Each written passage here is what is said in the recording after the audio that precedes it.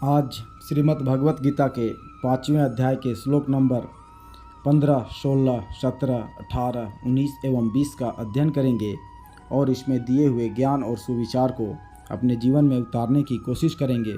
तो देखते हैं 15वें श्लोक में क्या दिया हुआ है।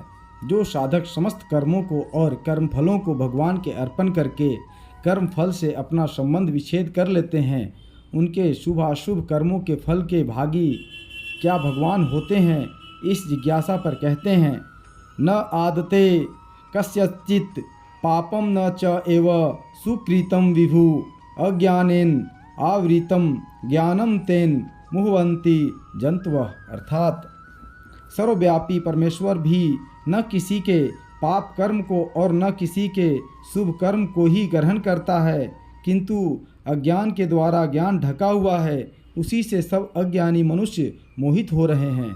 यहाँ विभु पद किसका वाचक है और वह किसी के पुण्य पाप को ग्रहण नहीं करता, इस कथन का क्या अभिप्राय है।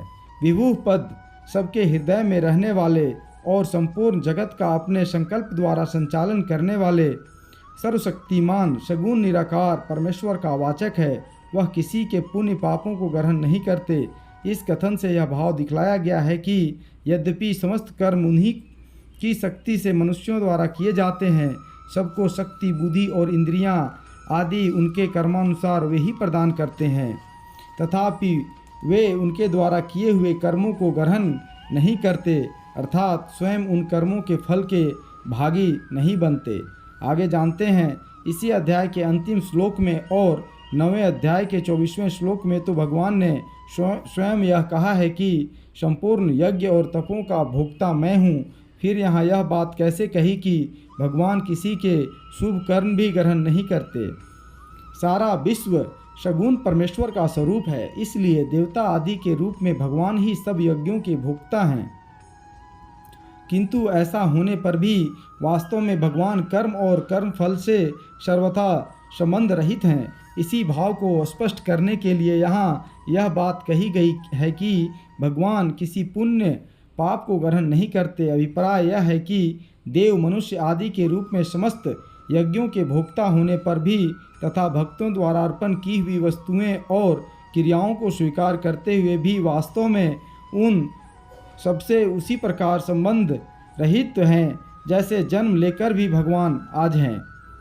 सृष्टि की रचना आदि कर्म करते हुए भी अकर्ता ही हैं। अतः यहाँ यह कहना उचित ही है कि भगवान किसी के शुभ कर्म को ग्रहण नहीं करते।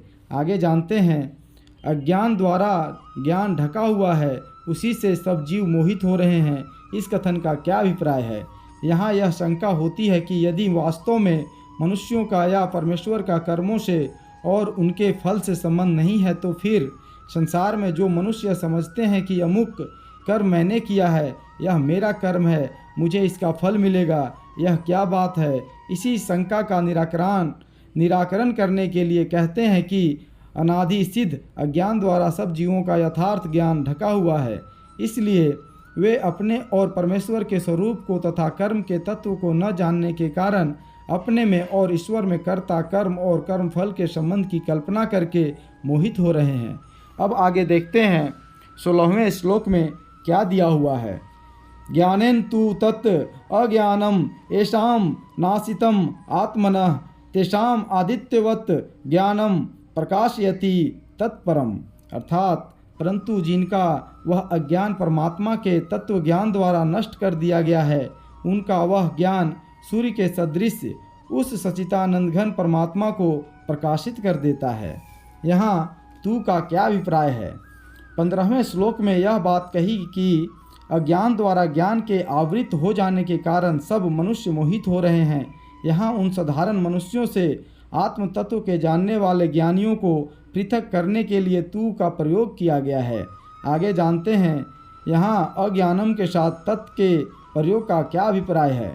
15वें श्लोक में जिस अज्ञान का वर्णन है, जिस अज्ञान के द्वारा अनादिकाल से सब जीवों का ज्ञान आवृत है, जिसके कारण मोहित हुए सब मनुष्य आत्मा और परमात्मा के यथार्थ स्वरूप को नहीं जानते, उसी अज्ञान की बात यहाँ कही जाती है। इसी बात को स्पष्ट करने के लिए अज्ञान के साथ तत्विशेषण दिया गया है। अभिप्राय यह है कि जिन पुरुषों का वह अनादि सिद्ध अज्ञान परमात्मा के यथार्थ ज्ञान द्वारा नष्ट कर दिया गया है, वे मोहित नहीं होते। आगे जानते हैं यहाँ सूर्य का दृष्टांत देने का क्या अभिप्राय है। जिस प्रकार सूर्य अंधकार का सर्वथा नाश करके दृश्य मात्र को प्रकाशित कर देता है, वैसे ही यथार्थ ज्ञान भी अज्ञान का सर्वथा नाश करके परमात्मा के स्वरूप को भली भांति प्रकाशित कर देता है। जिनको यथार्थ ज्ञान की प्राप्ति हो जाती है, वे कभी किसी भी अवस्था में मोहित नहीं होते। अब आगे देखते हैं 17वें श्लोक में क्या दिया हुआ है। यथार्थ ज्ञान से परमात्मा की प्राप्ति होती है, यह बात संक्षेप में कहकर अब 26वें श्लोक तक ज्ञान योग द्वारा परमात्मा को प्राप्त होने के साधन तथा परमात्मा को प्राप्त सिद्ध पुरुषों के लक्षण, आचरण, महत्व और स्थिति का वर्णन करने के उद्देश्य से पहले यहाँ ज्ञान योग के एकांत साधन द्वारा परमात्मा की प्राप्ति बतलाते हैं। तद्बुद्धया तदात्मानः तनिष्ठाः तत्प्राणाय गच्छन्ति अपुनरावृतम ज्ञान निर्धूत कल्मषः, अर्थात जिनका मन तद्रुप हो रहा है, जिनकी बुद्धि तद्रूप हो रही है और सच्चिदानंद घन परमात्मा में ही जिनकी निरंतर एक ही भाव से स्थिति है, ऐसे तत्परायण पुरुष ज्ञान के द्वारा पाप रहित होकर अपुनरावृत्ति को अर्थात परम गति को प्राप्त होते हैं। यहाँ मन का तद्रूप होना क्या है और सांख्य योग के अनुसार किस तरह अभ्यास करते करते मन तद्रूप होता है। सांख्य योग का अभ्यास करने वाले को चाहिए कि आचार्य और शास्त्र के उपदेश से संपूर्ण जगत को मायामय और एक सच्चिदानंद घन परमात्मा को ही सत्य वस्तु समझकर तथा संपूर्ण अनात्म वस्तुओं के चिंतन को सर्वथा छोड़कर मन को परमात्मा के स्वरूप में निश्चल स्थित करने के लिए उनके आनंदमय स्वरूप का चिंतन करें। बार बार आनंद की आवृत्ति करता हुआ ऐसी धारणा करें कि पूर्ण आनंद, अपार आनंद, शांत आनंद, घन आनंद, अचल आनंद, ध्रुव आनंद, नित्य आनंद, बोध स्वरूप आनंद, ज्ञान स्वरूप आनंद, परम आनंद, महान आनंद, अनंत आनंद, सम आनंद, अचिन्त्य आनंद, चिन्मय आनंद, एकमात्र आनंद ही आनंद परिपूर्ण है। आनंद से भिन्न अन्य कोई वस्तु ही नहीं है। इस प्रकार निरंतर मनन करते करते सच्चिदानंद घन परमात्मा में मन का अभिन्न भाव से निश्चल हो जाना मन का तद्रूप होना है। आगे जानते हैं बुद्धि का तद्रूप होना क्या है और मन तद्रूप होने के बाद किस तरह के अभ्यास से बुद्धि तद्रूप होती है। उपर्युक्त प्रकार से मन के तद्रूप हो जाने पर बुद्धि में सच्चिदानंद घन परमात्मा के स्वरूप का प्रत्यक्ष के सदृश निश्चल हो जाता है। उस निश्चय के अनुसार निधिध्यासन ध्यान करते हुए जो बुद्धि की भिन्न सत्ता न रहकर उसका सच्चिदानंद घन परमात्मा में एकाकार हो जाना है, वही बुद्धि का तद्रूप हो जाना है। आगे जानते हैं तनिष्ठा अर्थात सच्चिदानंद घन परमात्मा में एक ही भाव से स्थिति किस अवस्था का नाम है तथा मन और बुद्धि दोनों के तद्रूप हो जाने के बाद वह कैसे होती है। जब तक मन और बुद्धि उपर्युक्त प्रकार से परमात्मा में एकाकार नहीं हो जाते तब तक सांख्य योगी की परमात्मा में अभिन्न भाव से स्थिति नहीं होती, क्योंकि मन और बुद्धि आत्मा और परमात्मा के भेद भ्रम में मुख्य कारण है। अतएव उपर्युक्त प्रकार से मन बुद्धि के परमात्मा में एकाकार हो जाने के बाद साधक की दृष्टि से आत्मा और परमात्मा के भेद भ्रम का नाश हो जाना एवं ध्याता और ध्यान और ध्येय की त्रिपुटी का अभाव होकर केवल मात्र एक वस्तु सच्चिदानंद घन परमात्मा का ही रह जाना सांख्य योगी का तनिष्ठ होना अर्थात परमात्मा में एक भाव से स्थित होना है। आगे जानते हैं तत्परायणः यह पद किनका वाचक है। उपर्युक्त प्रकार से आत्मा और परमात्मा के भेद भ्रम का नाश हो जाने पर जब सांख्य योगी की सच्चिदानंद घन परमात्मा में अभिन्न भाव से निश्चल स्थित हो जाती है तब वस्तुतः परमात्मा के अतिरिक्त अन्य किसी की सत्ता रहती ही नहीं। उसके मन बुद्धि प्राण आदि सब कुछ परमात्मा स्वरूप ही हो जाते हैं। इस प्रकार सच्चिदानंद घन परमात्मा के साक्षात अपरोक्ष ज्ञान द्वारा उनमें एकता प्राप्त कर लेने वाले पुरुषों का वाचक यहाँ तत्परायणः पद है। आगे जानते हैं यहाँ तत् शब्द का अर्थ सच्चिदानंद घन परमात्मा कैसे किया गया। पूर्व श्लोक में परम के साथ तत्व विशेषण आया है। वहाँ यथार्थ ज्ञान द्वारा जिस परम तत्व का साक्षात्कार होना बतलाया गया है, उसी से इस श्लोक का तत्व शब्द संबंध रखता है। अतएव प्रकरण के अनुसार उसका अर्थ सच्चिदानंद घन परमात्मा करना उचित ही है। आगे जानते हैं यहाँ ज्ञान निर्धुत कल्मषाह पद में आया हुआ ज्ञान शब्द किस ज्ञान का वाचक है, कल्मष शब्द का और निर्धुत शब्द का क्या अर्थ है। 16वें श्लोक में जिस ज्ञान को अज्ञान का नाशक और परमात्मा को प्रकाशित करने वाला बतलाया है, उस यथार्थ तत्व ज्ञान का वाचक यहाँ ज्ञान शब्द है। शुभाशुभ कर्म तथा राग द्वेष आदि अवगुण एवं विक्षेप और आवरण, इन सभी का वाचक कल्मष शब्द है, क्योंकि ये सभी आत्मा के बंधन में हेतु के कारण कल्मष अर्थात पाप ही हैं। इन सब का भली भांति नष्ट हो जाना निर्धुत शब्द का अर्थ है।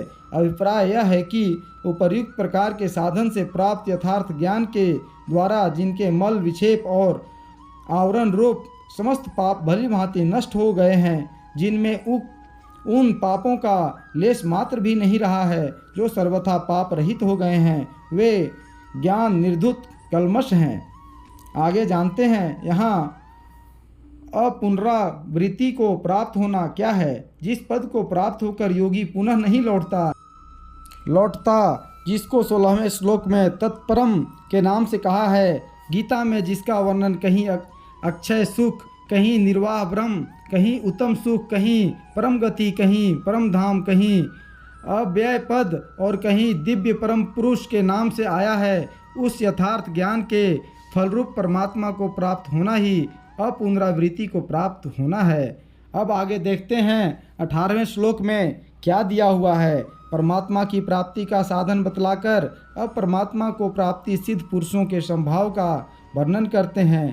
कहते हैं, विद्या विनय संपन्ने ब्राह्मणे गवी हस्तनी सुनी च एव स्वपाके च पंडिता समदर्शिना, अर्थात वे ज्ञानी जन विद्या और विनय युक्त ब्राह्मण में तथा गौ, हाथी, कुत्ते और चंडाल में भी समदर्शी ही होते हैं। यहाँ पंडिता पद किन पुरुषों का वाचक है? पंडिता यह पद तत्वज्ञानी महात्मा सिद्ध पुरुषों का वाचक है। आगे जानते हैं, विद्या विनय संपन्न ब्राह्मण में तथा गौ, हाथी, कुत्ते और चांडाल में समदर्शन का क्या भाव है। तत्वज्ञानी सिद्ध पुरुषों का विषम भाव सर्वथा नष्ट हो जाता है। उनकी दृष्टि में एक सच्चिदानंद घन पर ब्रह्म परमात्मा से अतिरिक्त अन्य किसी की सत्ता नहीं रहती, इसलिए उनका सर्वत्र समभाव हो जाता है। इसी बात को समझाने के लिए मनुष्यों में उत्तम से उत्तम श्रेष्ठ ब्राह्मण, नीच से नीच चंडाल एवं पशुओं में उत्तम गौ, मध्यम हाथी और नीच से नीच कुत्ते का उदाहरण देकर उनके समत्व का अधिक दर्शन कराया गया है। इन पांचों प्राणियों के साथ व्यवहार में विषमता सभी को करनी पड़ती है। जैसे गौ का दूध सभी पीते हैं, पर कुतिया का दूध कोई भी मनुष्य नहीं पीता, वैसे ही हाथी पर सवारी की जा सकती है, कुत्ते पर नहीं की जा सकती। जो वस्तु शरीर निर्वाहार्थ पशुओं के लिए उपयोगी होती है, वह मनुष्यों के लिए नहीं हो सकती। श्रेष्ठ ब्राह्मण का पूजन सत्कार आदि करने की शास्त्रों की आज्ञा है, चंडाल के लिए नहीं। अतः इनका उदाहरण देकर भगवान ने यह बात समझाई है कि जिनमें व्यवहारिक विषमता अनिवार्य है, उनमें भी ज्ञानी पुरुषों का संभाव ही रहता है कि कभी किसी की भी कारण से कहीं भी उनमें विषम भाव नहीं होता। अब आगे देखते हैं, क्या सर्वत्र संभाव होने जाने के कारण ज्ञानी पुरुष सबके साथ व्यवहार भी एक सा ही करते हैं? ऐसी बात नहीं है। सबके साथ एक सा व्यवहार तो कोई कर ही नहीं सकता। शास्त्रों में बतलाए हुए न्याय युक्त व्यवहार का भेद तो सबके साथ रखना ही चाहिए। ज्ञानी पुरुषों की यह विशेषता है कि वे लोक दृष्टि से व्यवहार में यथा योग्य आवश्यक भेद रखते हैं। ब्राह्मण के साथ ब्राह्मणोचित, चांडाल के साथ चांडालोचित, इस तरह गौ, हाथी और कुत्ते आदि के साथ यथा योग्य सद्व्यवहार करते हैं। परंतु ऐसा करने पर भी उनका प्रेम और परमात्म भाव सब में समान ही रहता है। जैसे मनुष्य अपने मस्तक, हाथी और पैर आदि अंगों के साथ भी बर्ताव में ब्राह्मण, क्षत्रिय, वैश्य और शूद्र आदि के सदृश भेद रखता है। जो काम मस्तक और मुख से लेता है वह हाथ और पैरों से नहीं लेता। जो हाथ पैरों का काम है वह सिर से नहीं लेता। और सब अंगों के आदर, मान और शौच आदि में भी भेद रखता है। तथापि उनमें आत्मभाव, अपनापन समान होने के कारण वह सभी अंगों के सुख दुख का अनुभव समान भाव से ही करता है और सारे शरीर में उसका प्रेम एक सा ही रहता है। प्रेम और आत्मभाव की दृष्टि से कहीं विषमता नहीं रहती। वैसे ही तत्वज्ञानी महापुरुष की सर्वत्र ब्रह्म दृष्टि हो जाने के कारण लोक दृष्टि से व्यवहार में यथा योग्य भेद रहने पर भी उसका आत्मभाव और प्रेम सर्वत्र सम रहता है। और इसलिए जैसे किसी भी अंगों में चोट लगने पर या उनकी संभावना होने पर मनुष्य उसके प्रतिकार की चेष्टा करता है, वैसे ही तत्वज्ञानी पुरुष भी व्यवहार काल में किसी भी जीव या जीव समुदाय पर विपत्ति पड़ने पर बिना भेदभाव के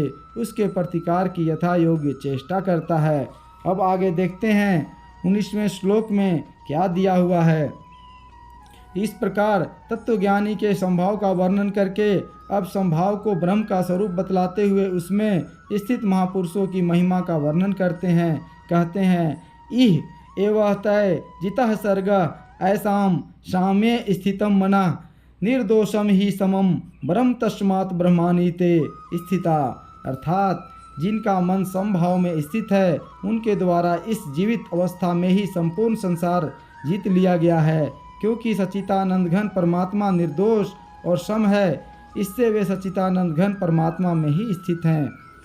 यहाँ जिसका मन समता में स्थित है उन्होंने यही संसार को जीत लिया। इस कथन का क्या अभिप्राय है? इस कथन से भगवान ने यह भाव दिखलाया है कि जिनका मन उपर्युक्त प्रकार से समता में स्थित हो गया है, अर्थात जिनकी सर्वत्र संबुद्धि हो गई है, उन्होंने यही इसी वर्तमान जीवन में संसार को जीत लिया। वे सदा के लिए जन्म मरण से छुटकर जीवन मुक्त हो गए। लोक दृष्टि में उनका शरीर रहते हुए भी वास्तव में उस शरीर से उनका कुछ भी संबंध नहीं रहा। आगे देखते हैं, ब्रह्म को निर्दोष और सम बतलाने का क्या अभिप्राय है तथा ही और तस्मात् का प्रयोग किस लिए किया गया है। सत्व, रज और तम इन तीनों गुणों में सब प्रकार के दोष भरे हैं और समस्त संसार तीनों गुणों का कार्य होने से दोषमय है। इन गुणों के संबंध से ही विषम भाव तथा राग, द्वेष, मोह आदि समस्त अवगुणों का प्रादुर्भाव होता है। ब्रह्म नाम से कहा जाने वाला सच्चिदानंद घन परमात्मा इन तीनों गुणों से सर्वथा अतीत है, इसलिए वह निर्दोष और सम है। इसी तरह तत्वज्ञानी भी तीनों गुणों से अतीत हो जाता है। अतः उसके राग, द्वेष, मोह, ममता, अहंकार आदि समस्त अवगुणों का और विषम भाव का सर्वथा नाश होकर उसकी स्थिति समभाव में हो जाती है। ही और तस्मात् इन हेतुवाचक शब्दों के प्रयोग का यह अभिप्राय है कि समभाव ब्रह्म का ही स्वरूप है। इसलिए जिनका मन समभाव में स्थित है वे ब्रह्म में ही स्थित हैं। यद्यपि लोगों को वे त्रिगुणमय संसार और शरीर में स्थित दिखती हैं, तथापि उनकी स्थिति समभाव में होने के कारण वास्तव में उनका इस त्रिगुणमय संसार और शरीर से कुछ भी संबंध नहीं है। उनकी स्थिति तो ब्रह्म में ही है। आगे जानते हैं, तमोगुण और रजोगुण को तो समस्त दोषों का भंडार बतलाना उचित ही है, क्योंकि गीता में स्थान स्थान पर भगवान ने इन्हें समस्त अनर्थों के हेतु बतलाकर इनका त्याग करने के लिए कहा है। किंतु सत्वगुण तो भगवान की प्राप्ति में सहायक है। उसकी गणना रज और तम के साथ करके उसे भी समस्त दोषों का भंडार कैसे कहा। यद्यपि रज और तम की अपेक्षा से सत्वगुण श्रेष्ठ है तथा मनुष्य की उन्नति में सहायक भी है, तथापि अहंकार युक्त सुख एवं ज्ञान के संबंध से भगवान ने इसको भी बंधन का हेतु बतलाया है।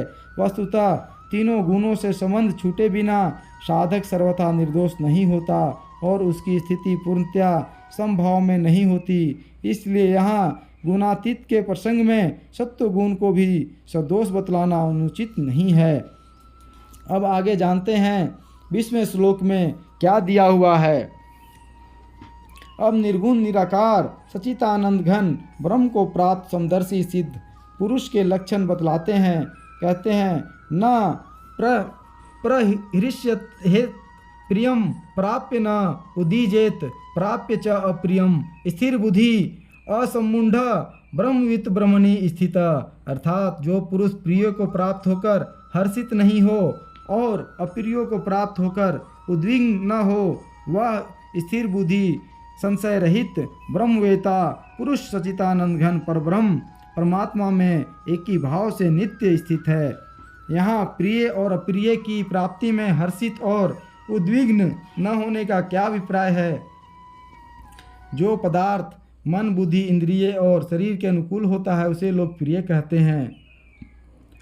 अज्ञानी पुरुषों की ऐसी अनुकूल पदार्थ आदि में आसक्ति रहती है, इसीलिए वे उनके प्राप्त होने पर हर्षित होते हैं, परंतु तत्वज्ञानी की स्थिति संभाव में हो जाने के कारण उसकी किसी भी वस्तु में लेश मात्र भी आसक्ति नहीं रहती। इसलिए जब उसे प्रारब्ध के अनुसार किसी अनुकूल पदार्थ की प्राप्ति होती है, अर्थात उसके मन बुद्धि इंद्रिय और शरीर के साथ किसी प्रिय पदार्थ का संयोग होता है, तब वह हर्षित नहीं होता, क्योंकि मन और इंद्रिय और शरीर आदि में उसकी अहंता ममता और आसक्ति का सर्वथा भाव हो गया है। इसी प्रकार जो पदार्थ मन बुद्धि इंद्रिय और शरीर के प्रतिकूल होता है उसे लोग अप्रिय कहते हैं, और अज्ञानी पुरुषों का ऐसे पदार्थों से में दोष होता है, इसलिए वे उनकी प्राप्ति में घबरा उठते हैं और उन्हें बड़े भारी दुख का अनुभव होता है। किंतु ज्ञानी पुरुष में द्वेष का सर्वथा अभाव हो जाता है, इसलिए उसके मन इंद्रिय और शरीर के साथ अत्यंत प्रतिकूल पदार्थ का संयोग होने पर भी वह उद्विग्न यानी दुखी नहीं होता। अब आगे जानते हैं यहाँ स्थिर बुद्धि इस विशेषण पद का क्या अभिप्राय है। भाव यह है कि तत्वज्ञानी सिद्ध पुरुष की दृष्टि में एक ब्रह्म के सिवा संसार में और किसी की सत्ता ही नहीं रहती, अतः उसकी बुद्धि सदा स्थिर रहती है। लोक दृष्टि से नाना प्रकार के मान अपमान सुख दुख आदि की प्राप्ति होने पर भी किसी भी कारण से उसकी बुद्धि ब्रह्म की स्थिति से कदापि विचलित नहीं होती। वह प्रत्येक अवस्था में सदा सर्वदा एक सच्चिदानंद घन ब्रह्म में ही अचल भाव से स्थित रहती है। अब आगे जानते हैं असमूढ़ कहने का क्या अभिप्राय है। ज्ञानी पुरुष के अंतःकरण में संशय भ्रम और मोह का लेश भी नहीं रहता, उसके संपूर्ण संशय अज्ञान सहित नष्ट हो जाते हैं। आगे जानते हैं ब्रह्मवित का क्या अभिप्राय है। सच्चिदानंदघन ब्रह्म तत्व को वह भली भांति जान लेता है। ब्रह्म क्या है, जगत क्या है, ब्रह्म और जगत का क्या संबंध है, आत्मा और परमात्मा क्या है, जीव और ईश्वर का क्या भेद है, इत्यादि ब्रह्म संबंधी किसी भी बात का जानना उसके लिए बाकी नहीं रहता। ब्रह्म का स्वरूप उसे प्रत्यक्ष हो जाता है, इसीलिए उसे ब्रह्मविद कहा जाता है। आगे जानते हैं ब्रह्मणि स्थितः कहने का क्या अभिप्राय है। ऐसा पुरुष जागृत स्वप्न सुषुप्ति इन तीनों अवस्थाओं में सदा ब्रह्म में ही स्थित है। अभिप्राय यह है कि कभी किसी भी अवस्था में उसकी स्थिति शरीर में नहीं होती। ब्रह्म के साथ उसकी एकता हो जाने के कारण कभी किसी भी कारण से उसका ब्रह्म से वियोग नहीं होता, उसकी सदा एक सी स्थिति बनी रहती है, इसी से उसे ब्रह्मणि स्थितः कहा गया है। इस प्रकार 20वां श्लोक समाप्त हुआ। आज के लिए इतना ही, फिर मिलेंगे अगले श्लोक में। धन्यवाद।